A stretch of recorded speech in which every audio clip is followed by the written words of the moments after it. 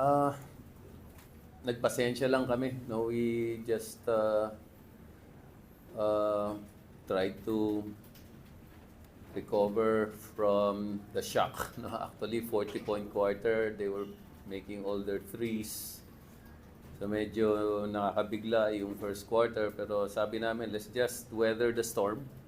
No, play our game. Offensively, we were not bad, pero medyo masama yung depensa namin nung una.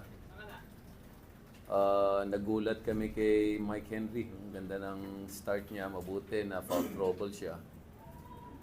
Also, Kaylan Chongson did an excellent job shutting him down. No? Uh, parang ano rin, no? Parang yung ginawa rin niya kay Justin, no? Justin Brownlee. Ano?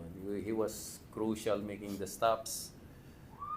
The points he produced for us were just the bonus, no? But I think yun ang isang malaking bagay na na-stop namin yung momentum nila, playing good D on Mike Henry.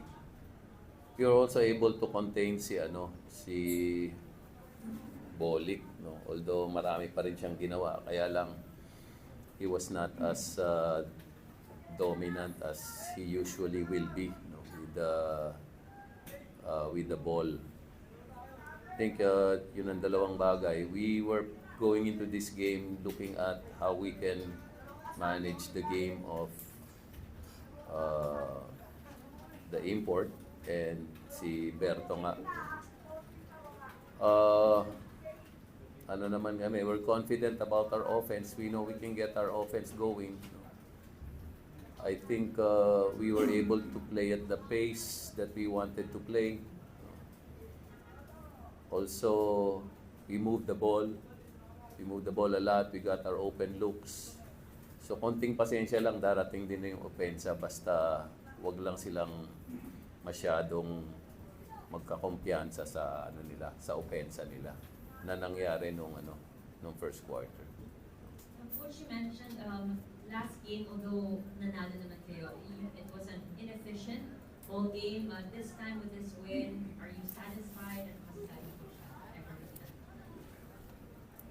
Yeah, I think mas maganda yung percentages namin this game.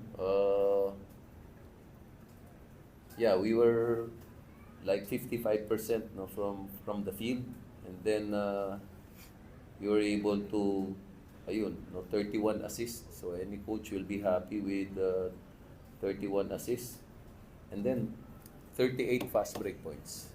So that's really our objective, is to play fast, share the ball, get a higher percentage of our shots on offense, and then sa depensa naman, make the stops. Yung ginawa ni Kaylan, ginawa nung mga gwardiya namin kay Bolick.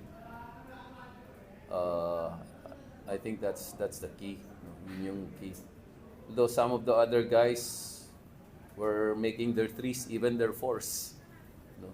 Medyo hindi pa rin kami makalayo noong fourth quarter dahil pumapasok pa rin yung mga 3 at 4 nila. So kahit na nado-dominate namin yung pace, yung bilis ng laro, meron silang pamatay ng sunog when they make their threes, when they make their fours, ang laki ng impact sa laro. Thank you, Coach. Now, Jonner, bukod sa'yo, marami ka ng teammate na maganda. Yung laro, halos positive, yung pinapasok ni Coach Yang. Paano mo ba nag-challenge yung isa't isa pag nasa loob?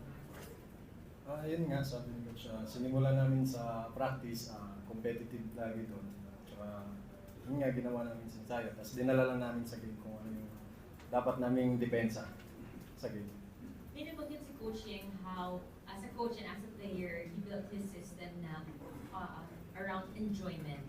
Ikaw as a player, paano mo nararamdaman sa court na naglalaro kayo, trabaho niyo to, pero nag-enjoy kayo kasi nakikita rin yun ng mga nanonood? Siyempre, yun nga, sabi ni Coach nga, sinimula namin sa depensa. Tsaka sa teammate naman namin, lagi silang sumusuporta, kaya lagi kaming nag-i-enjoy tuwing kahit magmimintis kami, nandyan sila. Lagi nilang kami ginagayad kung ano yung mali namin. Doon kami nagbabase sa depensa namin. Kung mag-turnover kami nila Kuya Bo, Kuya Gabe, ginaguide nila kami kung ano dapat nung gawin sa depensa.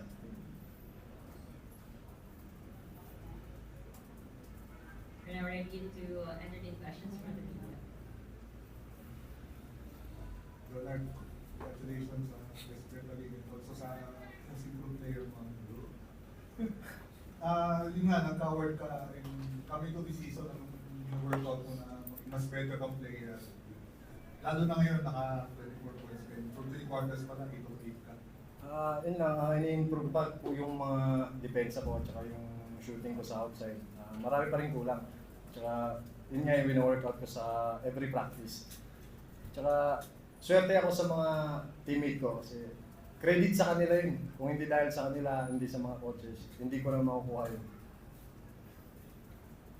Coach, yung coach mo lang kay Leonard na mas improve siya. Then, Sino si- getting better sa game niya. Si Michael Jonard. Michael Jonard na tawag namin dito eh. Deserving naman siya eh. Kasi ang sipag nito sa practice. Tapos kahit sigawan mo, murahin mo, wala sa kanya. So, nagbubunga naman, no? Nagbubunga naman yung ano niya, yung tiyaga niya, pagpapasensya niya. Tsaka suportado siya ng mga kasama niya. Yung sinasabi niya na very tight itong group na to eh. Malakas yung band nila. One reason siguro na you see them share the ball. That's an effect of their camaraderie. You see them support each other. Magkamali sila, magmintis sila, pagalitan ko sila. They support each other. Tapos pagdating sa laro, walang walang naiinggit, walang nagseselos, no? Bigyan mo ng playing time, okay sa kanila. Huwag mo bigyan ng playing time, okay din sa kanila. Kahit hindi mo sweldohan itong mga to, okay din.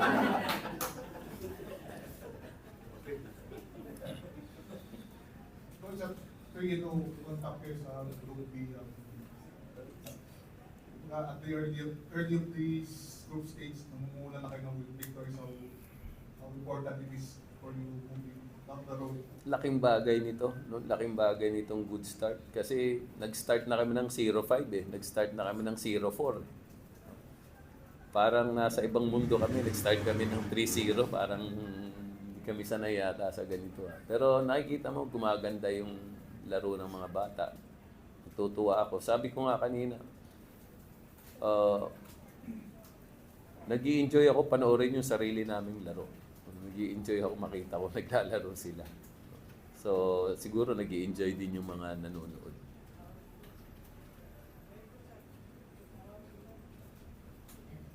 That's it for our post-game press conference. Thank you, gentlemen.